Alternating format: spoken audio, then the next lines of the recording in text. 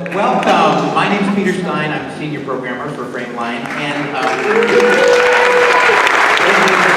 my special delight to welcome you to the world premiere of The Surface. Very excited that you're here to join us as the first audience public screening for this beautiful new film. Turns out it's a very experienced filmmaker who made this film, and his talent and vision shine through in a beautiful, beautiful film. We're very honored to present the world premiere of it and give a warm Castro and Frameline welcome to the director, Michael Saul.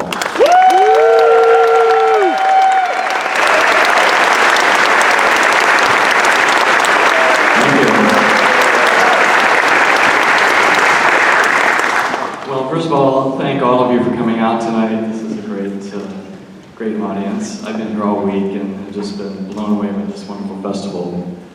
I have a few people that I need to thank. We're going to have a little Q&A afterward, I think, but there's a few people I have to thank.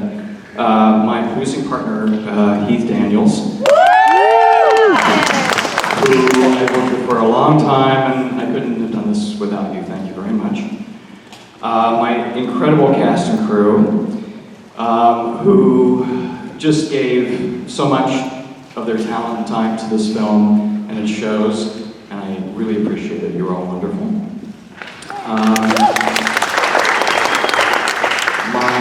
My family at home, I couldn't do this without Craig Weifenbach, thank you very, very much. My partner, Michael Watanabe, who didn't know what I was doing half the time, but he supported me anyway, and that's always wonderful. And finally, every project like this has at least one angel, and ours was Stephanie Lehrer, who, among other things, let us shoot at her house and brought wonderful people into the film and baked us brownies. And well, that sounded sketchy, didn't it? Together our impression. They were good brownies, though. But she's a love, and we couldn't have done without you. And thank you very much. And thank you so much to Frameline for inviting us. It's a wonderful festival, and I hope you enjoyed the film. So, thank you, Michael.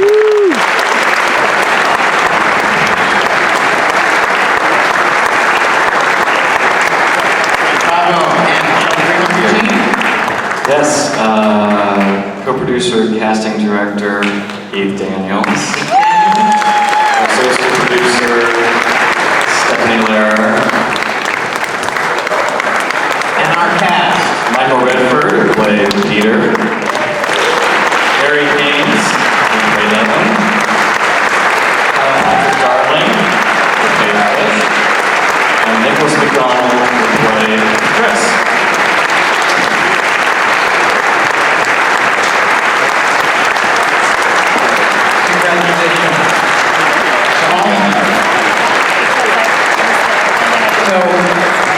Such a beautiful and lyrical and touching film with a beautiful mood. I guess first question for you, Michael, is does Super 8 or home movies, do they have a special resonance in your life, either as a filmmaker or in helping you find who you are or were?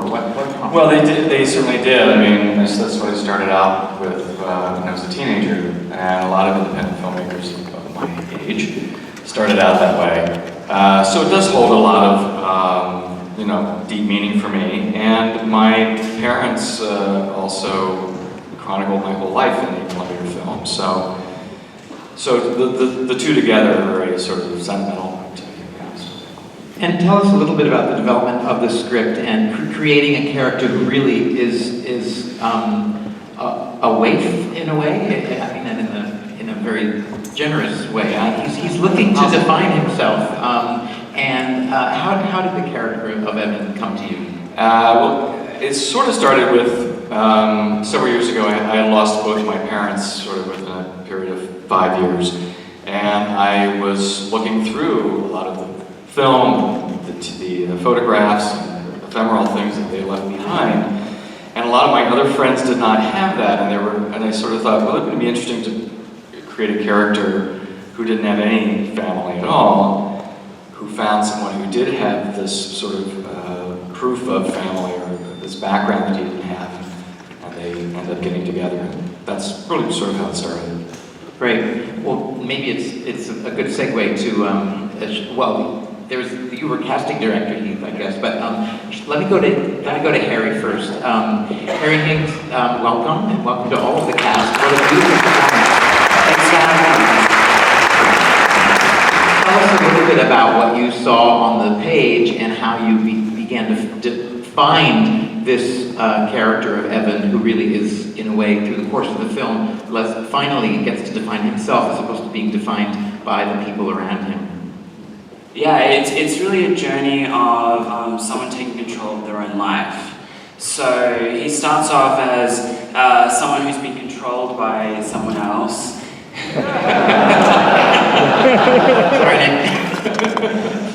So he's out to find his freedom, and I think the only times he really feels free is in the ocean, and otherwise he's trying to find his freedom in relationships and new experiences, but it's really up to him to get his own independence and step away from trying to find himself through relationships and trying to find himself through his own passions and whatnot. So yeah, it was a beautiful script and it was fantastic. Michael told me all of the information and backstory of Evan, and through that I also conceived Evan in a sense through bringing history and whatnot that I had created for myself to then relive that history as Evan for the film. The voiceover is important too because it's sort of getting inside him. Was that among the last things that you did, and how did you find that? I think doing voiceover for film is particularly difficult because you can't push it too hard. So I'm wondering, maybe for either or both of you, how you approach that key voiceover. Well, we did some of the voiceover through the film, but really we came back to the voiceover many months later after shooting the film. So it was interesting to come back with a different perspective on Evan as I came back a few months later. But yeah, it's quite difficult doing voiceover because you can't push and you have to speak slowly, and it kind of interrupts kind of the process of I guess performance. But it's an interesting it's very different to acting. It's kind of something else in its own entirety. So if you want to speak on that, Michael, at all, or... Well, we did, some of the voiceover, like the beginning voiceover and the end voiceover were actually in the script, but everything else we added later. Because we felt that we needed to fill in a few little bits and pieces here. Plus, we also ended up adding some scenes that were not in the original. So like the whole scene where he goes into the pool at the construction site, and that was all added, and so we felt it was a really great opportunity to add some backstory. I was so impressed with how you gave a certain emotional quality to these Super 8 home movies of Peter's family. And before coming to Michael to talk about the character of Peter, what were those? Whose were those? Did you shoot those and then make them look like Super 8 movies, or whose family movies were they? Or can you tell? Yeah, I'm embarrassed to say that we didn't shoot any of it in 8mm. As in the first scene of Peter's father says that you do it all digital and then you make it look like 8mm, and we didn't, primarily for budgetary reasons. So it's shameful. But all of in the very beginning, in the preamble, there are some of my original actual home movies. There's some of the movies of my father in that. All of the shots, all of the home movies in Peter's background were all cast. Those two boys were cast. We found a kid who looked a lot like Michael. And those were shot after principal photography so that we knew exactly what pieces of film we needed from them, and then it was all good to look 8mm. Great. And maybe for some of the other cast members, I'll start with you, Michael, because you've got the mic next to you with Terry. Tell us a little bit about working on an independent production like this. How easy was it to find this film, to get cast in? How did you come to it? Tell us a little bit about how, and maybe bring in Heath as well, in terms of how a film and a cast like this gets together. Yeah, well, I had actually worked with Heath on a film a few years before. I just had a small supporting role, and hold the mic right. Sorry, and he liked me, so he brought me in for this, and I was one of, I don't know how many that read for it, but apparently I got the role. So, no, it was great. It was great being a small film, an independent film, mean, it felt like you're working with family. I mean, the bonding is a lot different, I think, than a feature film, a high-budget feature film. I loved it. I mean, I feel like these guys are family. So. That's sweet. And please tell us how you brought the cast together. The cast. Michael and I had worked with Michael on a short film that we did a few years ago called Adults Only, and Michael did have like a small part on it. But just when I read the script that Michael had given me, I just saw the sort of Peter character as this reddish, blonde-haired, sort of Southern California guy, and I thought I'd like to sort of work with people that I've worked with before, at least bring them back, and sort of say we have a new project, blah blah blah, would you be interested in? Michael was the first person I thought of for the part, and then we brought him in, and he was the first person to audition, and he sort of walked out and went, "That's the guy." And then just for backup, we auditioned a few other people, but he was always sort of the guy. As soon as he came in, we're like, "Okay, he's great, he's prepared, he looks the part, he was great." Mr. Nicholas came in actually for a different part. He actually came in for the fish part, and then as soon as he read, we were like, "Yeah, you're not fish, but you're so Chris, come back." And so he stepped out in the other room and then for like 10 minutes and came back and read a different part, and so we had him. Harry was, fish, Kyle came in for fish and then just sort of was him and sort of like taken care of. Harry was the biggest struggle of trying to find Chris. We didn't see a lot of people for that part. And honestly, Harry was not sort of physically the sort of character that Michael, I know, had in mind when he wrote the script, but I saw Harry's headshot in real and just said, okay, he's got something really unique going on here. He sort of has this, I like to say, damaged beauty, and I hope that's not an insult, but about him. So it was, he was a very sort of like Joe D'Alessandro type, which I liked, but like a really beautiful one that was, but damaged. So I'm literally not insulting. I don't think I am I? Okay, good. Okay, it's with love, it is. And so I sort of said to Michael, look, there's a guy in here that is much different than I think you originally thought of when you were thinking of writing, when you wrote this character. But Can I ask, what were you thinking of? I think originally I was looking for somebody a little, kind of physically damaged in a way. I mean, someone who you could picture just sort of walking off the street and being a little more mysterious and plain, yeah. And Harry just had this quality. We started working with Harry and doing some tests, and he just lit up the screen. It was just so beautiful. So. In case you're wondering, he's Australian, by the way, if you're trying to identify the accent he's got going on. So that was also trying to hide that accent, which I think was sorry, what did you say? It's a secret? No, it's not.